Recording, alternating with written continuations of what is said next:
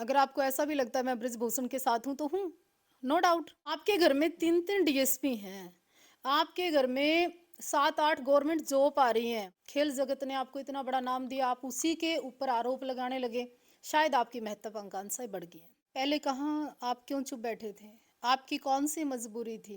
मुझे ऐसा भी लगता है इसके पीछे दीपेंद्र हुड्डा तो नहीं बोल रहे, तो ये भी बात जांच का विषय है। सारे भाई ने राम राम। मेरा नाम है राहुल अत्री। इसमें आप देखने लग रहे हो mister Rahul Atri YouTube and Facebook channel. तो हमारे साथ हैं साध्वी जी।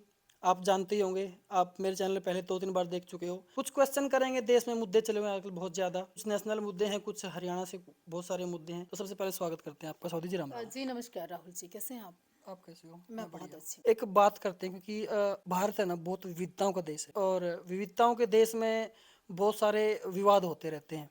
ठीक है, विवाद कुछ पॉजिटिव भी होते हैं, कुछ नेगेटिव भी होते हैं, जनता के लिए कुछ गलत भी होते हैं, कुछ ठीक भी होते हैं। आज का जो सबसे बड़ा मुद्दा है, खिलाड़ी जो हमारे देश के लिए मेडल लाते हैं, तिरंगे की आन बान शान है, वो ओलंपिक में उठाते हैं हमारे तिरंगे को, जो भारत के लिए और भारत के लोगों के लिए बहुत शान सी बात है। उन्होंने कुश्ती के फेडरेशन के जो अध्यक्ष हैं ब्रिजभूषण सिंह, उनके ऊपर आरोप लगाए हैं कि हमारा यौन शोषण करते हैं वो। क्या सोचते हैं इस मुद्दे के बारे में आप? सबसे पहले तो जब कोई खिलाड़ी खेल रहा होता है, मैं तो ये मानती हूँ कि उसमें बेटी बेटे में भी मैं फ़र्क नहीं मानती। वहाँ कोई पर्टिकुलर जात नहीं खेल रही होती, वहाँ देश खेल रहा होता है। हम्म। और देश को प्रेजेंट करने वाले लोग कमज़ोर कैसे हो सकते हैं? अगर एक खिलाड़ी महिला शारीरिक रूप से, मानसिक रूप से, फाइनेंशियली भी आजकल तो गवर्नमेंट इतना मजबूत करती है, क्या लगता है आपको उसका शोषण हो सकता है? अगर हम्म। एक खिलाड़ी का, एक मजबूत लड़की का या मजबूत व्यक्ति का भी भारत के अंदर या भारत के किसी फेडरेशन के अंदर भी शोषण हो सकता है, तो अपने आप में एक बड़ा सवाल है। दूसरी बात, मैं नहीं मानती कि किसी का शोषण इतने लंबे समय तक हो। ब्रिजभूषण जी 7 समय के सांसद हैं और वहाँ उनका अपना एक इतना बड़ा वर्चस्व है। वो केवल ठाकुर परिवार से आते हैं मात्र, ये बात नहीं कि शोषण हो गया, शोषण हो गया। मैं इस बात को कहीं से कहीं तक, बाकी निर्णय आपके सामने आ जाएगा। वो कह रहे हैं कि हमारे पास सबूत है, हम सबूत साबित कर देंगे। हमारे पास बहुत सारी लड़कियां जिन्होंने सबूत के साथ वो अपना तर्क दे रही हैं। तो क्या वो गलत है फिर इसका मतलब? पहले कहाँ आप क्यों चुप बैठे थे? आपकी कौन सी मजबूरी थी? आपको क्या लगता है कि आपकी चुप्पी, जितना जुर्म करना पाप है, जुर्म सहना भी पाप है। अगर आपकी कोई ऐसी मजबूरी थी, आप चुप थे, आपकी कोई ऐसी वीकनेस थी या सामने आपका कोई वीक पॉइंट था, तो आप भी कहीं ना कहीं दोषी हैं फिर। और आपकी चुप्पी क्या कहती है? कारण क्या है? आप चुप क्यों थे? कहीं आपने आपको पहले लगता? एफआईआर क्यों नहीं करवाई? करवानी चाहिए, तुरंत करवा देनी चाहिए। आपके घर में 3-3 डीएसपी हैं, आपके घर में 7-8 गवर्नमेंट जॉब आ रही हैं, आपको खेल के माध्यम से दुनिया आपको जानती है। आपका परिवार पहले एक साधारण परिवार था, खेल जगत ने आपको इतना बड़ा नाम दिया, आप उसी के ऊपर आरोप लगाने लगे, शायद आपकी महत्वाकांक्षाएं बढ़ गई हैं। आपको नहीं लगता कि आप मतलब पूरे देश के खिलाफ बोल रही हैं, क्योंकि पूरा देश उन लड़कियों के साथ है? सच को सच कहना अगर गुनाह है ना, तो ये गुनाह मैं बार बार करती हूँ। और मैं किसी भी खिलाड़ी के, किसी भी देश की बेटी के खिलाफ नहीं हूँ।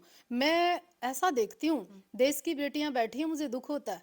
देश की बेटी कहती है मेरा शोषण हो रहा है, मुझे दुख होता है। पर मुझे ऐसा भी लगता है इसके पीछे दीपेंद्र हुड्डा तो नहीं बोल रहे, तो ये भी बात जांच का विषय है। ब्रिजभूषण ने आरोप भी लगाए हैं, प्रेस कॉन्फ्रेंस में कहा भी है कि इन सब चीजों के पीछे दीपेंद्र हुड्डा का हाथ है। मैं डायरेक्ट किसी का नाम नहीं ले रही, लेकिन मैं तो आपकी मीडिया के माध्यम से बोलना चाहती हूँ कि वो बेटियां बोल रही हैं, अच्छा है, वो बेटियां बैठी हैं, मुझे दुख है। वो बेटियां धरना समाप्त करके क्यों चली गई?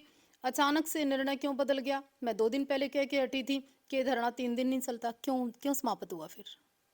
देखिए दोस्तों, आपको पता भी होगा कि धरना 3 दिन चला है, और खिलाड़ियों ने ये भी बोला है कि हमें सरकार की तरफ से पूरा आश्वासन दिया गया है कि हमारे जो हमारे लिए जो भी किया जाएगा वो अच्छा किया जाएगा, हमारी मांगों पर विचार किया जाएगा। मतलब पूरी तरह से सरकार ने आश्वासन दिया है।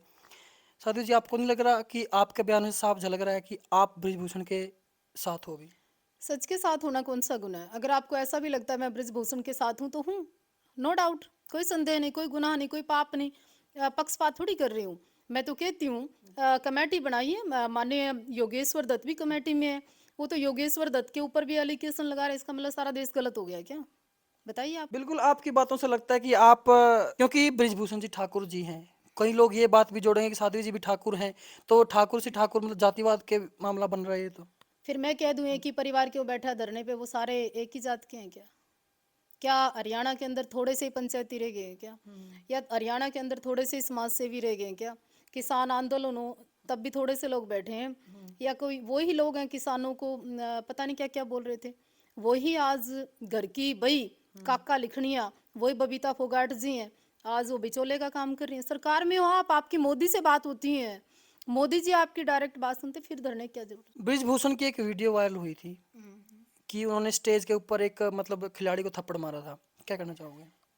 हो सकता है मैं भी सिचुएशन कोई ऐसी रही होगी, हो सकता है कोई, कभी कभी हम अपना बच्चा जब मानते हैं, कोई खिलाड़ी या किसी को भी अपने बच्चे को हम प्यार करते हैं तो कभी कभी डांट भी देते हैं। ऐसा तो नहीं है। एक लड़की ने आरोप लगाया कि रूम के सामने रूम लिया, जब एक पिता रूम में साथ रहते भी तो हैं, आप जब खेल रहे होते हो तो वहां मानसिकता शुद्ध होती है मेरे ख्याल से। एक बात ये भी है कि कहते हैं कि ब्रिजभूषण अपनी मनमानी करता है, बातें आ रही है सामने बहुत सारी निकल के कि फेडरेशन के अंदर अपनी चलाता है, वो अपने गुर्गे पाल रखे हैं नीचे, क्या कहना चाहोगे? जब बिगड़ जाती है ना तो व्यक्ति में 100 कमियां हो जाती हैं। जब वो सही थे तो सभी लोग उनका सम्मान कर रहे थे। इसके पीछे एक राजनीति है। हो सकता है बीजेपी के अंदर भी कुछ नेता उनके खिलाफ जो खुद चाहते हैं उनका पद ग्रहण करना। हो सकता है किसी का ऐसा स्वार्थ हो सकता है जो लोग धरने पे बैठे हैं वो खुद चाहते हो हमारा कमांड ऊपर।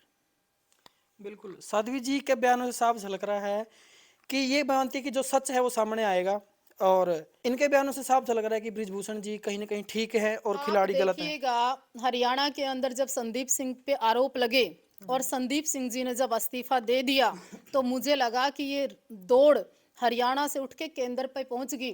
ये लड़ाई केवल किसी एक आरोप की नहीं, ये लड़ाई मुझे लगता है कि बीजेपी का ऊपर एक बड़ा आरोप है कि पार्टी की लड़ाई है। हरियाणा में आने वाले चुनाव पे कहीं ना कहीं किसी का टारगेट है, तब ये एलिगेशन लगाए जा रहे हैं।